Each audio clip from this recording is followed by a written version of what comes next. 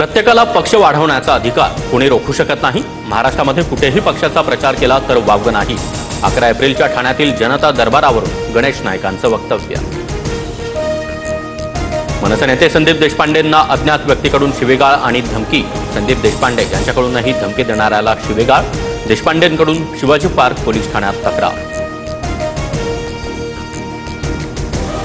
Trump सरकारचा चीनला मोठा दणका। अमेरिका चीनच्या वस्तूंवर 104% कर लादणार। चीनकडून अमेरिकेवर आयात कर लादल्यानंतर ट्रम्प सरकारकडून अतिरिक्त कर लावण्याचा निर्णय। अमेरिकेतील टॅरिफ धोरणाचा कोकणातील मच्छीमारांना फटका। कोळंबीवर 26% शुल्क भरावं लागणार। कोळंबीसाठी अमेरिका सर्वात मोठी बाजारपेठ।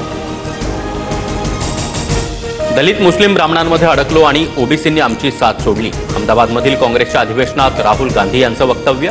सूत्रांची माहिती।